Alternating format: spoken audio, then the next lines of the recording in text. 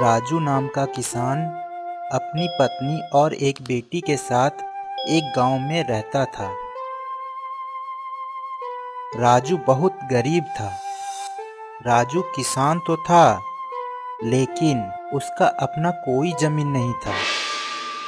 इसलिए वह एक जमींदार के खेत में खेती करता था, जिस वजह से 4 भाग अनाज में 3 भाग जमींदार को ही देना पड़ता था और राजू पास खाने भर ही अनाज बचता था, जिसके कारण उसके पास पैसे जमा नहीं हो पाता था। राजू को हमेशा अपनी बेटी मेघा के शादी की चिंता लगी रहती थी। सुनिए जी, हमारी बेटी की शादी करने का उम्र हो गया है। आप कोई अच्छा सा लड़का देखिए ना। मैंने गांव में तो अपनी बेटी की शादी का बात चलाया था, लेकिन सब बहुत ज्यादा दहेज मांगते हैं और हमारे पास खुद के खाने भर भी अनाज नहीं हो पाता। तो हम दहेज कहाँ से लाएंगे? तब हमारी बेटी की शादी कैसे होगी? पता नहीं, अब भगवान ही जाने। इतना बोलकर राजू फसल देखने चला जाता है। मेघा को खाना बनाने में बहुत अच्छा लगता है और वह बहुत अच्छा खाना बनाती है। एक दिन माँ, मैं कुछ कहना चाहती हूँ। हाँ मेघा, बोलो क्या बात है? माँ, घर में कुछ भी नहीं बचता है। जो भी फसल होते हैं उसमें से 3 भाग तो जमींदार को ही देना पड़ता है। इसलिए हमारे पास सिर्फ खाने भर ही अनाज हो पाता है और हमारे पास बाजार में बेचने भर कुछ भी नहीं बचता है। माँ, क्यों ना मैं छोटा मोटा खाने पीने का दुकान ही दे दूं? उससे हमारे पास कुछ पैसे भी हो जाएंगे। पर मेघा, इसमें तो बहुत खर्चा होगा। माँ, आप पिताजी से कहिए ना इसके बारे में, और जमींदार से कुछ पैसे कर्ज भी लेने के लिए। ठीक है, मैं बात करती हूँ। शाम में राजू फसल देखकर घर आता है और उसकी पत्नी रोज की तरह पानी लेके आती है। सुनिए जी, क्या हम खाने पीने का छोटा मोटा दुकान खोल दें? हमारी बेटी को खाना बनाने में बहुत अच्छा लगता है और वो बनाती भी बहुत अच्छा है।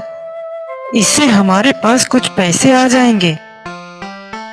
ये सब तो ठीक है, लेकिन हमारे पास दुकान खोलने के लिए पैसे कहाँ से आएंगे? आप जमींदार से कुछ पैसे उधार में ले लीजिए ना। आप इतने दिनों से उनके खेतों में ईमानदारी से काम कर रहे हैं। जमींदार जी आपको पैसे जरूर दे देंगे। ठीक है, मैं जमींदार के पास जाता हूँ। मेघा बेटी सुनो जरा। हाँ पिताजी, आ रही हूँ। ये लो बेटा, अब तुम अपनी दुकान खोल सकती हो। शुक्रिया पिताजी, मैं बहुत मेहनत करूंगी और स्वादिष्ट खाना बनाऊंगी और सारे मजदूर को भी खाने के लिए ज्यादा दूर नहीं जाना होगा। हाँ मेघा, और शाम में खेत से आने के बाद मैं भी तुम्हारे साथ खाना बेचने में हाथ बटाऊंगा। अगले दिनों से मेघा अपने घर के पास एक छोटा सा खाने पीने का दुकान खोल देती है। राजू के खेत पर जाने के बाद मेघा की माँ भी उसके काम में हाथ बटाती है। जो भी मेघा के दुकान में खाना खाने आते हैं वह खाने की बहुत तारीफ करते हैं। अरे मेघा, खाने में ऐसे क्या डालती हो जो इतना स्वादिष्ट लगता है? हाँ मेघा, मुझे तो लगता है मैं हमेशा खाते ही रह जाऊं। देखते देखते मेघा का दुकान चलने लगता है और वह छोटे दुकान से बड़ा दुकान कर लेती है और जमींदार से जो भी कर्ज राजू ने लिया था वो सब वापस कर दिया। कुछ दिन में जमींदार का बेटा राहुल पुलिस बनकर अपने घर आता है और उसका पोस्टिंग भी उसी गांव में होता है।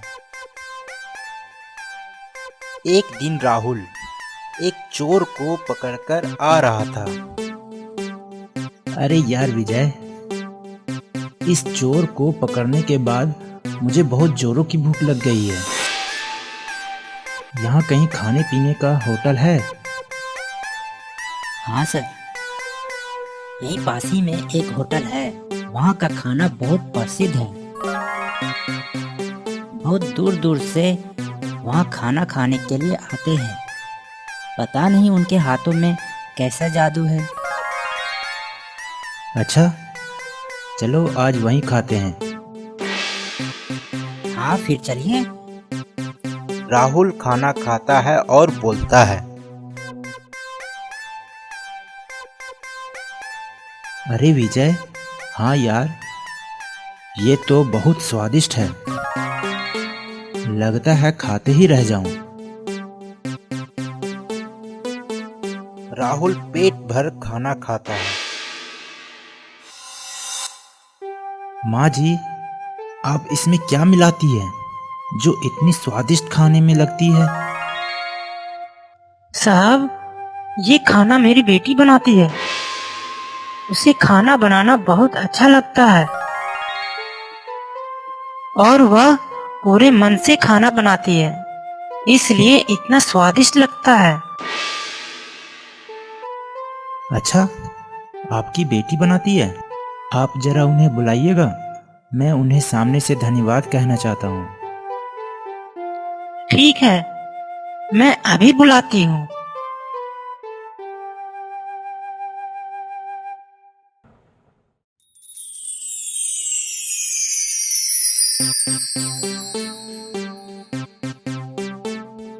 मेघा को देख राहुल मन ही मन मेघा को बहुत पसंद करने लगता है।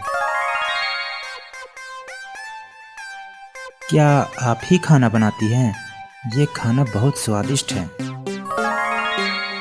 ऐसा खाना मैंने पहले कभी नहीं खाया। शुक्रिया सर, मैं अपने पूरे मन से खाना बनाती हूँ। क्या आप दोनों ही इस होटल को चलाते हैं? और आपके पिताजी, वो कहाँ हैं? मेरे पिताजी किसान हैं और यहाँ के जमींदार के खेतों में फसल लगाते और देखते हैं। ओह, ठीक है, अब मैं चलता हूँ। शाम में राहुल अपने घर पहुंचता है और अपने पिताजी से बात करता है। पिताजी, आपके यहाँ कोई किसान काम करता है जिसकी बेटी खाने पीने की होटल चलाती है? हाँ बेटा, उसका नाम राजू है और वो बहुत मेहनती किसान है। वो कभी भी फसल को खराब होने नहीं देता है। वैसे उसके बारे में क्यों पूछ रहे हो? उसकी बेटी मुझे बहुत अच्छी लगी और उसके हाथों का बना खाना, उसके समान तो अमृत भी फीकी लगती है। बेटा, इसके बारे में तो मैं पहले से ही सोच रहा था,